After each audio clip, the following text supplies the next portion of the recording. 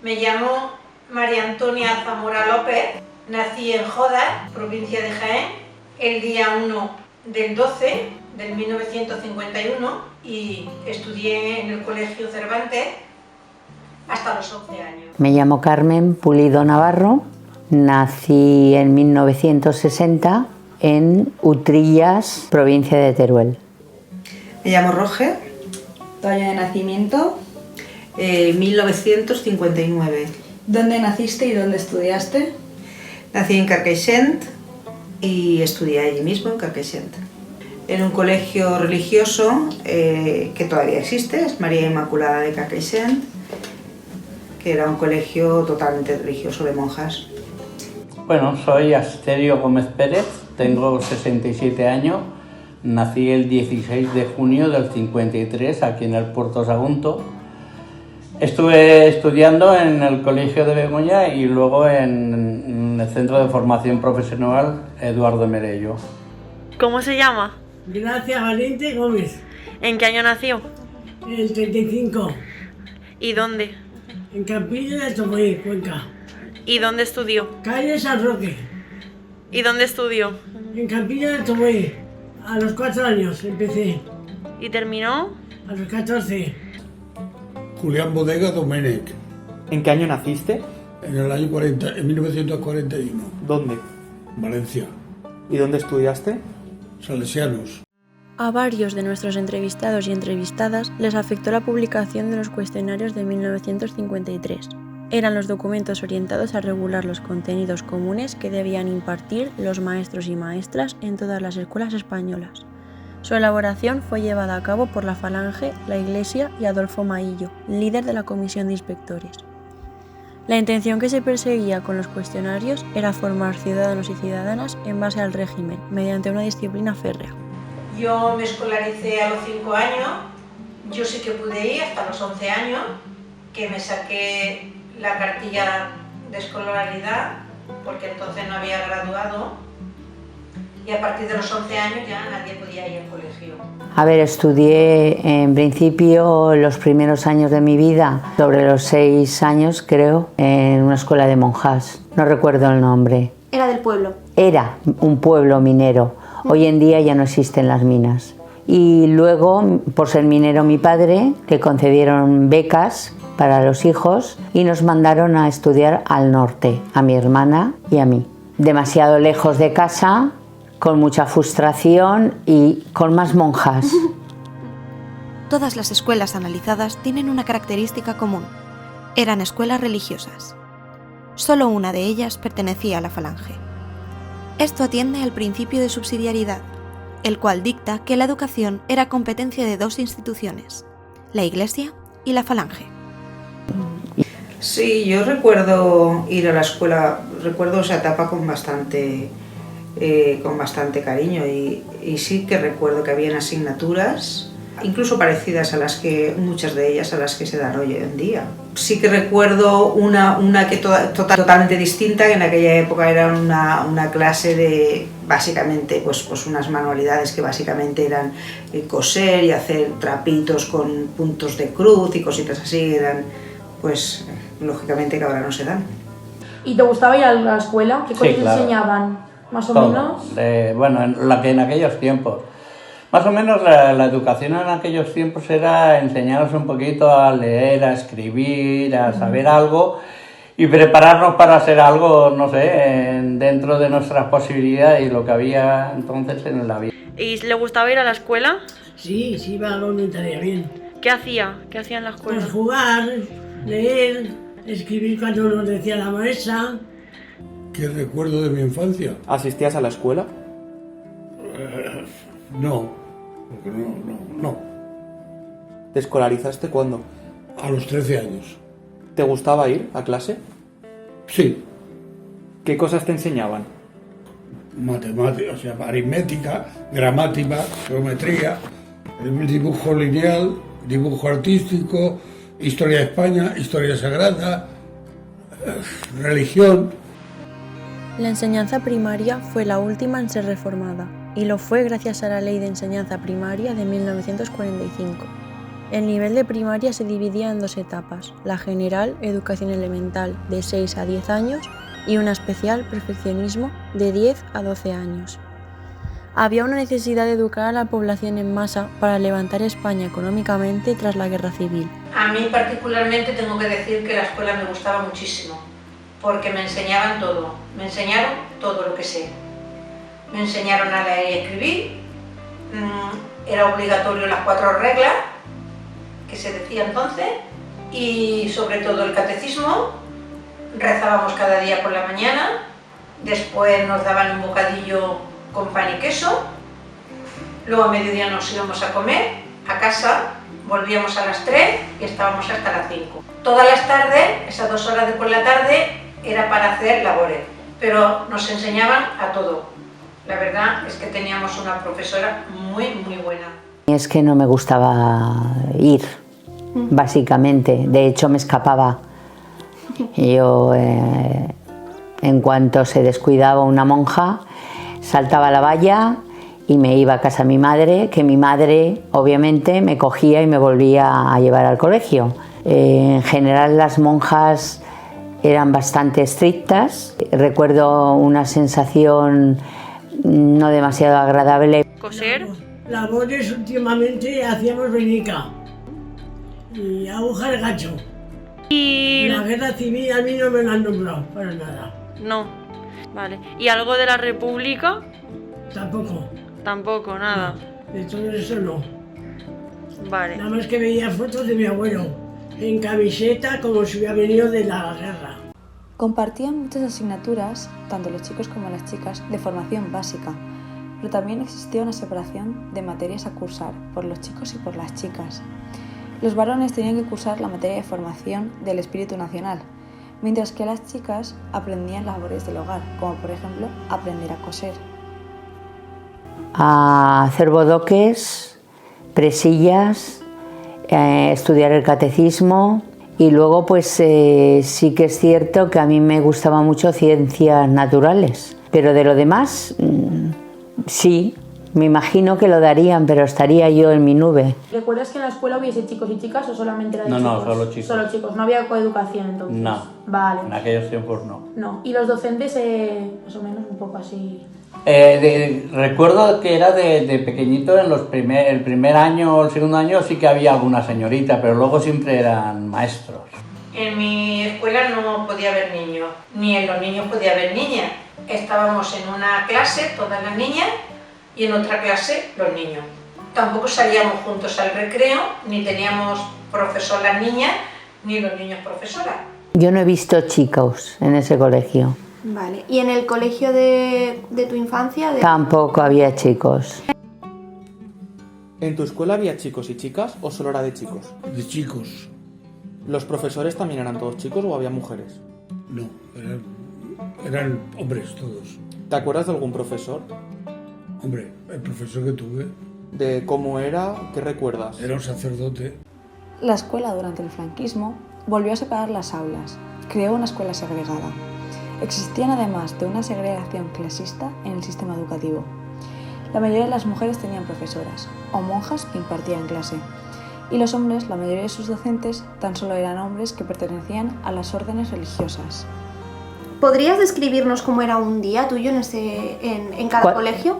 Yo creo que me dedicaba mucho a hacer la puñeta, era bastante insurrecta, la verdad es que sí. ¿Y en el otro colegio, en el que estabas interna? En el otro colegio teníamos unas normas y nos despertaban las monjas, eran habitaciones de más de 200 chicas, nos despertaban con un Viva Jesús, contestando para siempre en nuestros corazones. De ahí nos íbamos a la misa diaria que teníamos todos los días. En el colegio había una iglesia grande. La religión no solo estaba presente en la educación, sino que impregnaba toda la vida social. Después teníamos los oficios. Cada una nos formaban por grupos y cada una tenía un oficio que iban cambiando mensualmente. Yo he tenido oficio, por ejemplo, las estancias eran de madera y teníamos que ir arrodilladas dándole cera. durante, pues es que no recuerdo los tiempos, pero sé que primero era la iglesia, luego era el oficio y luego era el almuerzo, o sea, desayuno,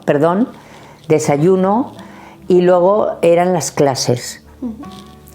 Teníamos un recreo, salíamos al patio, nos daban el almuerzo y por las tardes otra vez clase y volvíamos a la iglesia otra vez, hacíamos nuestras oraciones y luego pues a dormir.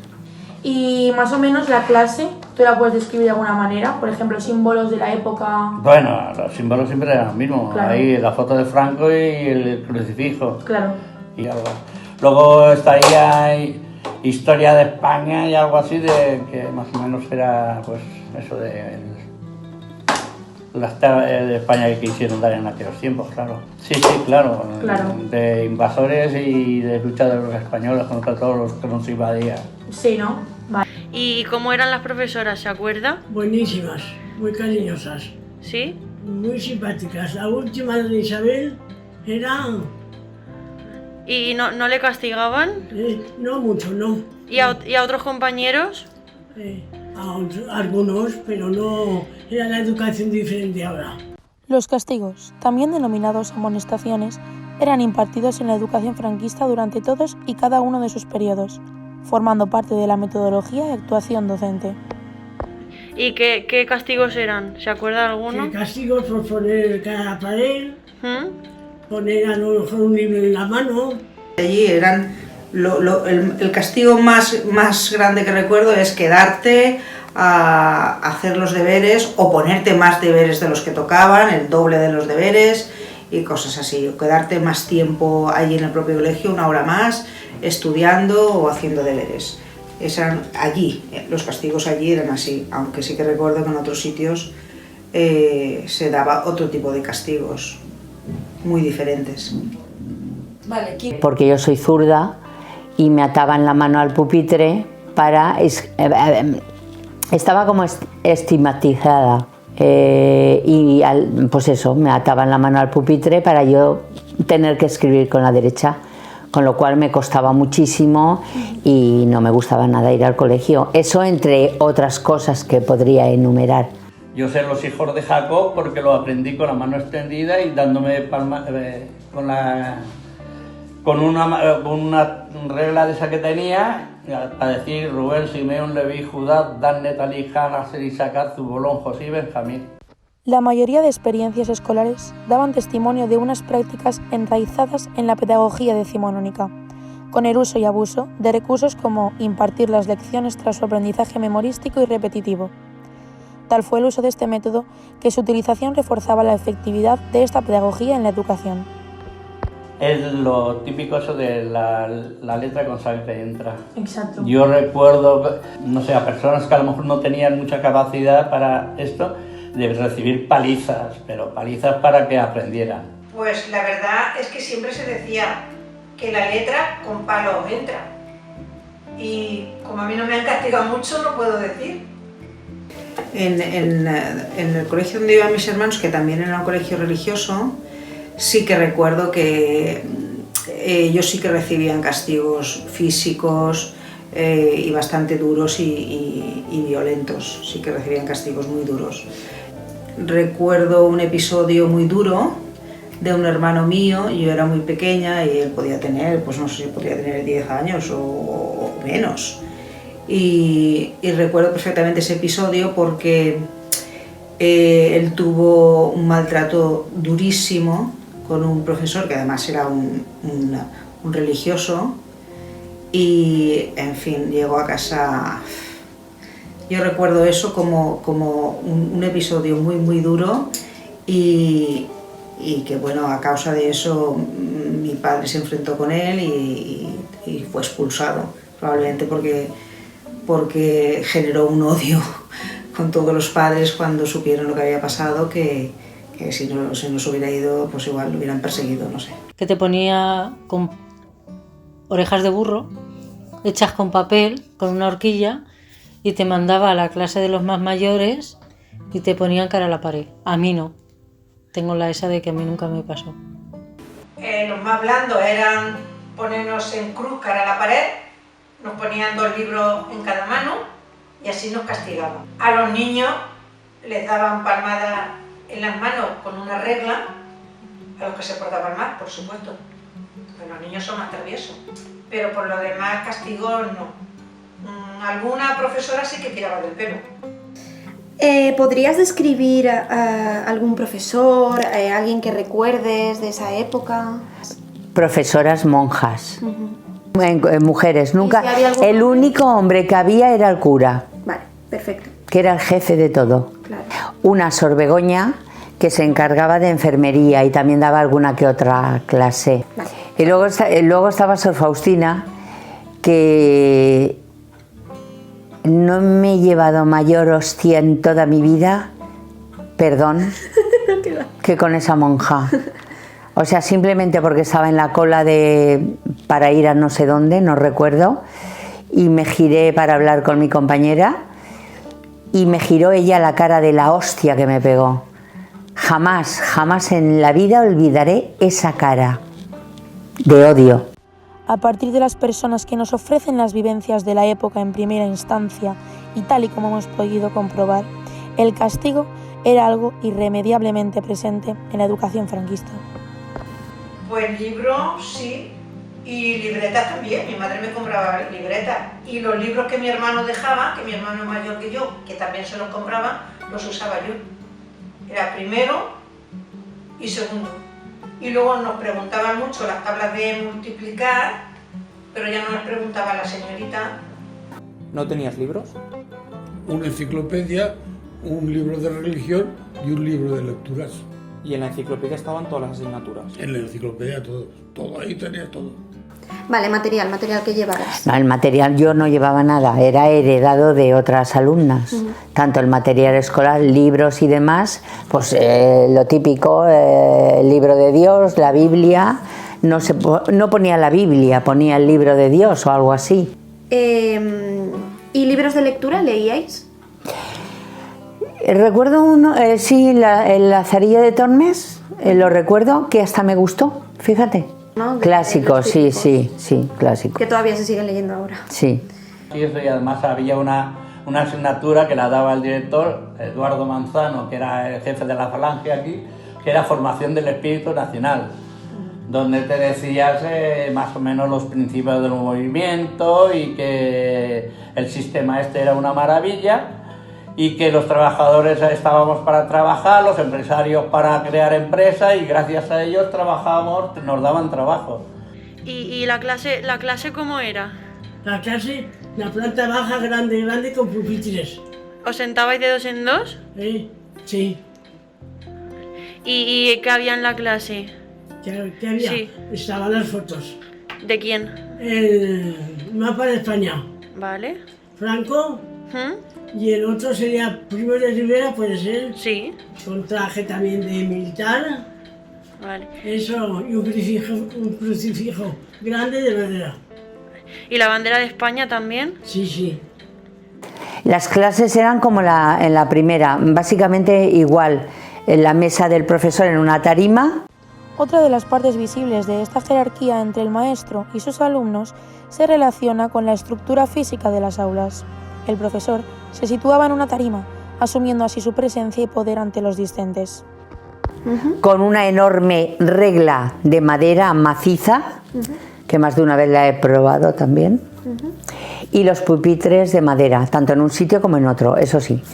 Crucifijo, Franco y Primo de Rivera, también lo recuerdo. Vale.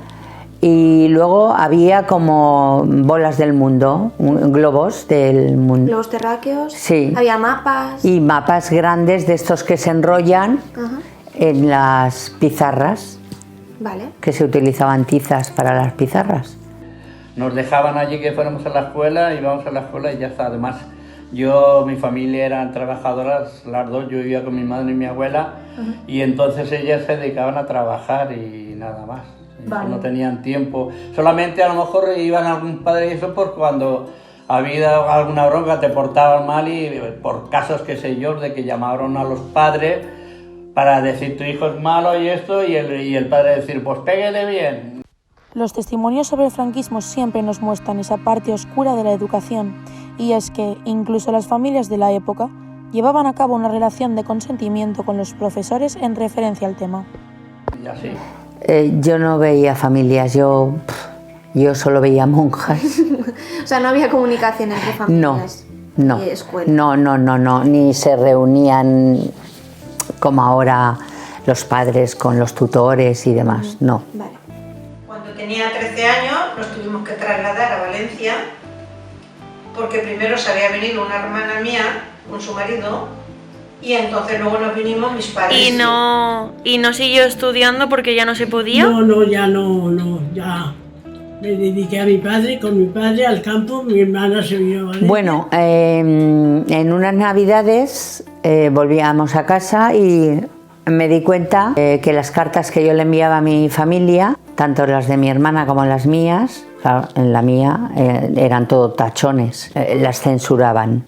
Entonces ya pues mis padres nos dijeron que si no queríamos volver, pues ya pues no volvíamos y ya lo que nos faltara lo cursaríamos en academia. Más allá de la escolarización obligatoria, generalmente sus caminos se orientaron hacia el trabajo, allí donde pudieron, en el campo con sus familias, cosiendo o emigrando hacia las ciudades. La etapa escolar más significativa fue de los 4 años hasta los 14 para aquella generación, ya que a partir de ahí se había cumplido su misión en el ámbito educativo y no había recursos para ir más allá. Solo unos pocos podían acceder a seguir formándose unos años más antes de comenzar su andadura en el mundo laboral. Mis padres se trasladaron del pueblo a Valencia pues para nuevas oportunidades para los hijos, porque entonces ya éramos 4 y creo que el 5.º venía en camino. Y bueno, o eran minas o chica de la limpieza en la capital. La mujer obedecía al papel que se quería conseguir de ella: cuidadora de sus hijos, soporte del hombre y educadora de las nuevas generaciones de niños y niñas. En esta época, las mujeres se encontraban en un segundo plano. Además, se creó la sección femenina de la Falange para establecer una nueva educación femenina, ya que éstas debían ser sumisas a su marido, religiosas y patriotas. La sección femenina mostraba cómo era el ideal feminismo. Mi padre se dedicaba a marchante de burro, caballos y mulas. En mi casa había un sótano al cual metíamos todos los animales. Mi padre iba a toda la feria, vendía y compraba, y la verdad es que económicamente estábamos bien, bastante bien. Yo de pequeña, de muy pequeña, no lo recuerdo, no recuerdo malas épocas. A ver, no habían lujos como los de ahora, ni cosas así, ni la gente no los tenía en general, pero la gente comía bien y eso se lo recuerdo. Recuerdo ya un poco de más mayor, sí, pasar más apuros, pero es cuando lo recuerdo, de más adolescente. ¿Cómo vivió su familia en aquella época? ¿Bien? Pues desde que yo soy, gracias a Dios... ¿Trabajando más que los negros? Pues coger cortezas de naranja y ir a por el pan negro de ración con la cartilla. ¿Qué cartilla era esa? Una cartilla así como un libro con cupones. ¿Qué recuerdas? Dificultades porque mis padres emigraron de Ciudad Real a Teruel y de Teruel a Valencia. En Teruel, el pueblo que os he nombrado, Utrillas, eran minas, te pagaban con fichas, luego el dinero no salía del pueblo. Entonces yo, cuando hablo con gente de mi edad, que tengo 60 años ahora, y me nombran que comían yogures, yo digo, Dios mío, pues si yo no comía ni chocolate. ¿Alguna conversación sobre política o sobre la situación? No, en mi casa ya tenían bastante con darnos de comer y mi padre ya tenía bastante con bajarse a la mina a trabajar. Pero era solamente silencio y miedo. Claro.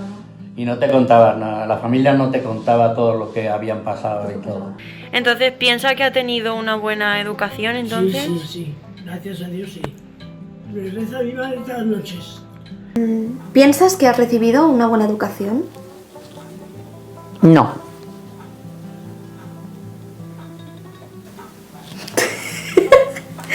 Yo sí que he tenido una una buena educación. ¿Crees que la educación que recibiste te facilitó las cosas para después o te las dificultó más?